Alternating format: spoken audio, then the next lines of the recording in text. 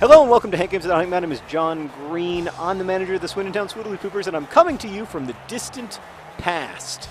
Specifically, it is currently almost 3 weeks ago. I am preparing to have a baby.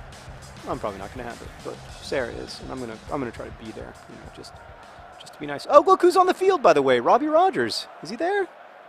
I thought I just saw him. Maybe he's a sub. I don't know, but he's the one of the very few openly gay football players, and very unfortunately felt that he had to retire after coming out, which was super depressing. But hopefully he'll come back. I think there's a chance he might sign with the Portland Timbers, I read. All right, so we're gonna take on Stevenage, whatever. It's the age of Steven versus the Swindon Swoodilypoopers. And so I'm coming to you from the distant past, and today I'm going to use my crystal ball to predict what the present looks like. Your present, which is May 27th. You're in May 27th, apparently, and I'm here. I'm in May 3rd. So I have no idea what's going to happen, but you're just going to have to tell me how I did. I'm going to predict how some movies did, and then also how, if there were any surprises in the world of books in the last few months. And, yeah, that's what I'm going to do. That's the game. Okay.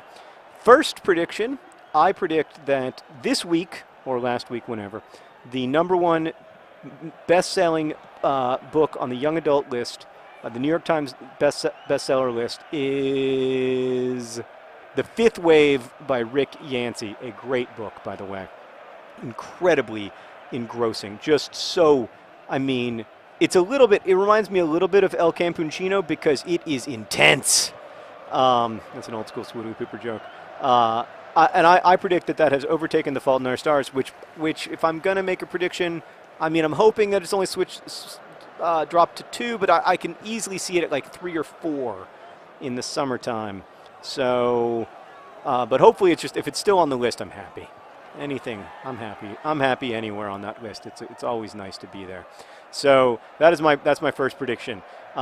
Secondly, some popular movies that have come out in the last 3 weeks include Iron Man 3, which I'm going to predict was terrible. However, I'm going to further predict that I liked it, even though it wasn't good. Why don't you just, yeah, that's where I would have passed, not to Merrick. I don't know how to do that. Ball John Green just elbowed a guy in the back of the neck. It's beautiful. We don't always play dirty, but when we do, we play really dirty.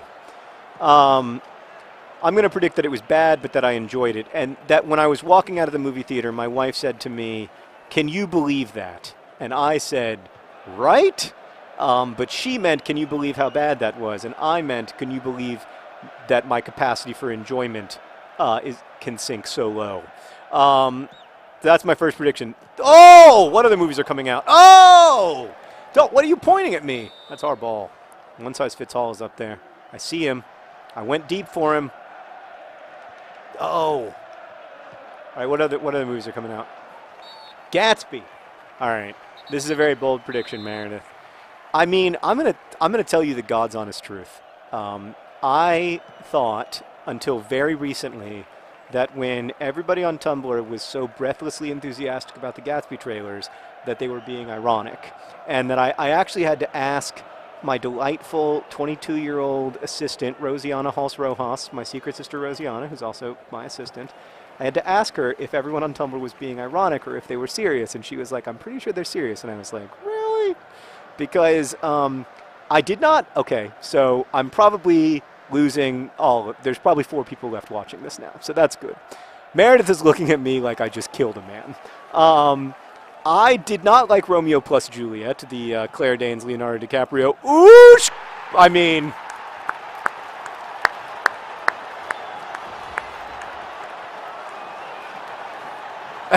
Meredith just said it's karma. I did not like the Claire Danes Romeo plus Juliet adaptation. I liked Moulin Rouge a lot. But I'm going to guess that I'm not going to like Gatsby, and that indeed it will be more similar to the Romeo plus Juliet model of adaptation than off the post than to the Moulin Rouge school of adaptation. Here's what I think I'm not going to like about the movie that I haven't seen. Boy, if someone were reviewing my book like this, I would be furious. Baz Luhrmann, if you're watching, I'm sorry. What I think... Oh! Bostock! Do we have a song about him? I don't think I do. We'll write one. Yeah, Meredith's going to just get on that. What a fantastic goal! You know, that guy's been hungry lately. I've been feeling him. Yes. Right. So, here's what I think I'm not going to like about the Gatsby movie. I think that it is not going to be a very faithful adaptation, but I think all the ways in which it isn't faithful are going to be like, or all the ways in which it attempts to be faithful are going to be like super obvious. The yellow dress, the green light, all those sort of like really straightforward color metaphors, which are important in the novel, and I think like it's an important like kind of critical reading tool to understand like what's going on there, but it's not at all the center of the book, and it's not what makes the book interesting or good. Oh my God, ball John Green, ball! Probably should have passed to your husband, but you know what? When you've got an opportunity like that, you just go for it. Oh, a diving header for nothing. Then Merrick, who's a tiny little man, wins a header because he's full of heroism. I think it's just going to be sort of like way over the top and you know, not. Yeah, I hope I'm wrong. I hope I love it, but I think I'm going to not like it. That's my prediction. Is that I'm going to be disappointed. Okay, what's next? Oh, the new Star Trek movie. So, like, Star Trek fans have this whole, like, odd-even theory that, like, the odd-numbered ones are bad and the even-numbered ones are good, or the vice versa. I can never remember. Anyway, the last one was definitely good. That was the first Spock. Meredith, you didn't see the last Star Trek movie? It has handsome young James Kirk in it. It's like alternate. It's a little bit cheaty to go all alternate universes time travel crap on it, but like whatever. It was a solution that created a new cast of Star Trek with Spock and all the original characters, but you know, not played by 80-year-old men, and it was very enjoyable. Pure enjoyment. That said, like from what we talked about before with the before being I guess 2 weeks ago, your time is different than my time, friends. About women characters in movies, I don't think that it's going to pass the Bechdel test. Neither, by the way, I suspect, is Gatsby. But I think it's going to be a furious romp through space with faster than light travel, which is completely impossible. Oh, off the post!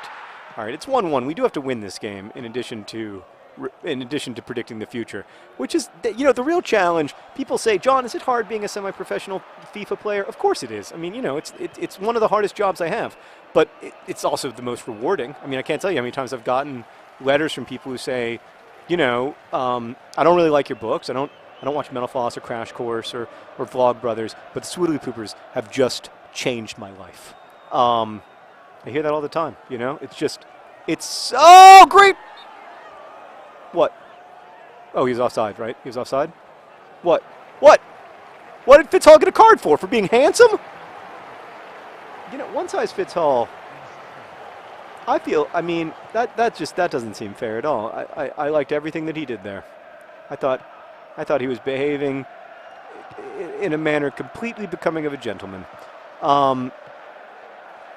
Right. So anyway, I do love. Oh, from nothing. Oh, punch your opponent in the face. John Green. He's big. He's tough. He has a brilliant puff. Other John Green. What a thundering left-footed shot. All right, now we're cooking with gas. Eat that, Age of Steven. Eat it. Is there anything else coming out? Hangover Part 3. I'm going to go out on a limb because I just saw a preview of it and say that it is going to be the worst of the series. I hope I'm wrong, but that you don't want to base your review on a preview, but my God, that did not look promising. It was a lot of like, remember that joke? Here's that joke for a third time, which is not at all what I look for in a comedy. I thought the first Hangover movie, again, doesn't pass the Bechdel test, but I thought it was just delicious comedy. Yeah, so. Oh! Oh! Oh, disappointment. Palpable. Yeah, that's just. Fitz Hall is in there, but he's just running around like a chicken with his head cut off. Doesn't know what's best for him. That's right. There you go, Fitzy. Go to the corner. Get an assist at least. No! That was probably fair. He's trying too hard to score with one guy. Yeah, so The Hangover Part 3 is coming out. Anything else? Books! There are some books coming out, so I can make some book predictions. Oh, Dan Brown's book is coming out. What's it's called? It's called like Firebomb. What's it called? It's called Inferno. That's the guy who wrote the Da Vinci Code, which was like the best-selling novel of the last like 50 years or something, until 50 Shades of Grey became the best-selling novel of the last 50 years because publishing is increasingly reliant upon massive blockbusters. I don't think that book is going to do that well. So I think it comes out like mid-May, so it will. I think its second week sales will be under 100,000. Oh, we need to make some substitutions. Robbie Rogers is coming on. That's nice to see. One of my favorite players. Oh yeah, we're exhausted. Look at Bostock. He scored, and he suffers. He suffers. I'm bringing on James Collins in his place. We're gonna go. Oh, and then Lionel Richie didn't start. That seems like an injustice. And then I'm gonna do something unusual, a little unusual, which is that I'm going to bring on. Oh, I don't have him. I don't have Leroy Williamson. Well, then I'm going to bring on Andy Rooney and put him in central midfield. He's an underrated, he's a striker. He doesn't like playing back there, but he'll do it for the team. He'll suffer any indignity for the team. That's what I love about Andy Rooney. He's a beautiful, beautiful ginger. One of the best gingers we've ever had on our club. And that is an extremely high compliment. All right. Oh, almost made it out of the back, but then we didn't. Life is full of disappointments. I actually don't. Oh no! These guys, it's like there's a force field around the goal. I don't think the new Da Vinci Code book, which of course is not about the Da Vinci Code, is going to do that well. I just don't. Maybe I'm wrong, but the last one didn't do that great.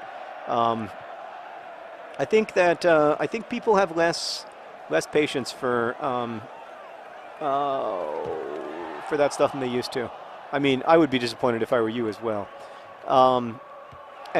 Lastly, the DSM is coming out, the new psychology manual. I think that's out today. Prediction. I don't know anything about psychology. Thanks for watching. Best wishes. Look at that beautiful ginger.